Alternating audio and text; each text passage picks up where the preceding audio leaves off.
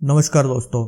तो आज हम समझेंगे HIV और एड्स के बारे में। तो अगर एड्स सेक्सुअली ट्रांसमिटेड डिजीज है, यानी कि अगर ये सेक्स करने से ह्यूमन बॉडी में एंटर करता है, तो वो सबसे पहला ह्यूमन कौन है जिसको इन्फेक्शन हुई। तो चलिए समझते हैं HIV और एड्स है क्या। तो जल्दी से इस पे क्विक व्यू लेते हैं, लेकिन क्विक व्यू लेने से पहले आप सबके लिए एक क्वेश्चन है, उसका आंसर आपको वीडियो के एंड में मिलेगा।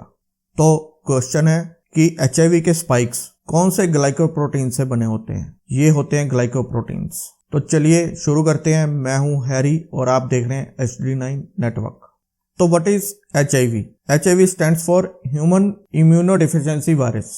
ये एक पैथोजन होता है जो कि ह्यूमन इम्यून सिस्टम के ऊपर अटैक करता है, और ये बिलोंग करता है रेट्रोवायरसिस के साथ, और उसके सब ग्रुप्स हैं लेंटिवायरसिस के साथ। ये बेसिकली ह्यूमन बॉडी में धीरे धीरे बढ़ता है। तो HIV को रेट्रोवायरस क्यों कहा जाता है? क्योंकि ये वर्क करता है बैक टू फ्रंट की तरफ। जैसे कि दूसरे वायरसेस हैं, वैसे ही रेट्रोवायरस भी अपनी जेनेटिक इंफॉर्मेशन स्टोर करता है RNA में। लेकिन इसको ह्यूमन सेल को इन्फेक्ट करने के लिए या अपनी कॉपीज बनाने के लिए इसको जरूरत पड़ती है DNA की, और इसका RNA होता है जो वो बना होता है 9 जीन्स से, यानी कि 9 जीन्स होते हैं इसके RNA में।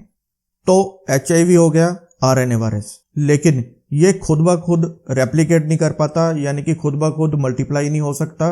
इसको अपनी कॉपीज बनाने के लिए ह्यूमन इम्यून सिस्टम के अंदर घुसना पड़ता है, और वहां पे CD4 सेल्स होते हैं, यानी कि वाइट ब्लड सेल्स कहते हैं CD4 सेल्स को, उनको इन्फेक्ट करना पड़ता है। और जब ये CD4 सेल्स यानी कि वाइट ब्लड सेल्स को इन्फेक्ट कर देता है, तो ऑटोमेटिकली ह्यूमन बॉडी की जो एबिलिटी होती है दूसरे वायरसेस या इन्फेक्शंस को पहचानने की, वो कम हो जाती है। और अगर जब दूसरे वायरसेस और इन्फेक्शन को पहचानेगा नहीं, उसके साथ हमारा इम्यून सिस्टम लड़ेगा कैसे? तो इससे जो दूसरे वायरसेस और इन्फेक्शंस को मौका मिल जाता है ह्यूमन बॉडी के अंदर आके अपने आप को मल्टीप्लाई करने का।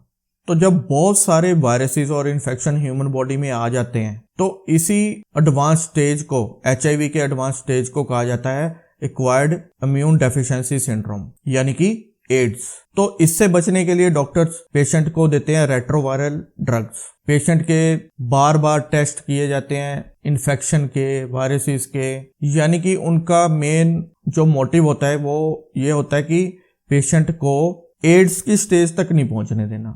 बहुत सारे आजकल पेशेंट्स हैं HIV के जो जिंदा रहते हैं रेट्रोवायरल ड्रग्स के साथ। तो अब सवाल ये है कि HIV का ओरिजिन कहाँ से हुआ? ये बहुत ही गर्म टॉपिक रहा है। हमारे साइंटिस्ट और रिसर्चर्स डिबेट करते रहते हैं कई सालों से, लेकिन जो इसका पहला केस आया था वो आया था 1980s में, और बाद में 1999 में रिसर्चर्स ने ये फाउंड किया कि ये जो HIV वायरस है ये चिंपैंजीज से आया, क्योंकि चिंपैंजीज के अंदर भी इसी तरह का सिमिलर वायरस होता है जिसका नाम होता है SIV, यानी कि सिमियान इम्यूनोडेफिशिएंसी वायरस। ये बिल्कुल आइडेंटिकल होता है HIV का। इसीलिए हमारे साइंटिस्ट इस नतीजे पे पहुंचे हैं कि चिंपैंजीज का ज्यादा शिकार करने से ये ह्यूमन बॉडी में ट्रांसमिट हुआ।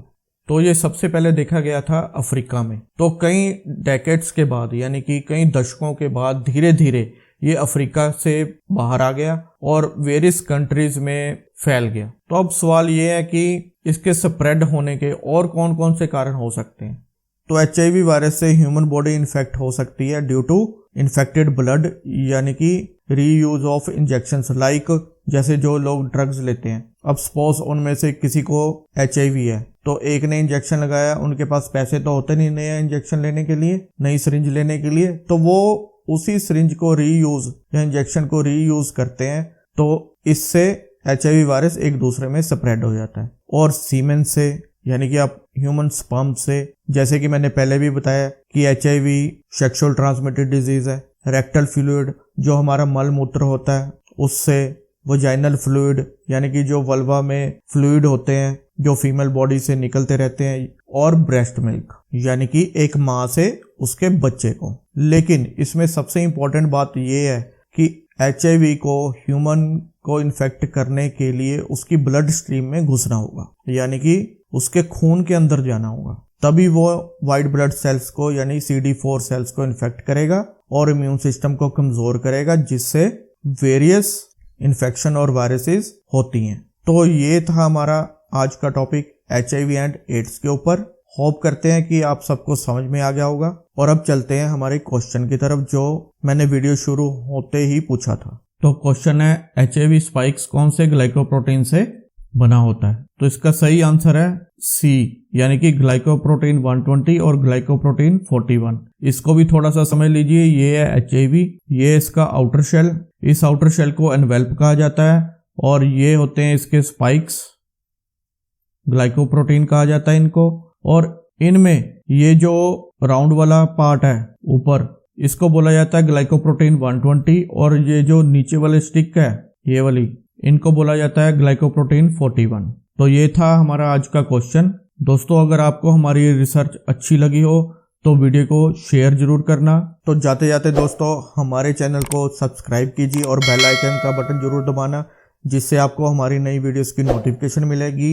और अगर लाइक कर दोगे तो हमें बहुत सारी मोटिवेशन मिलेगी। तो धन्यवाद दोस्तों, आज के लिए बस इतना ही।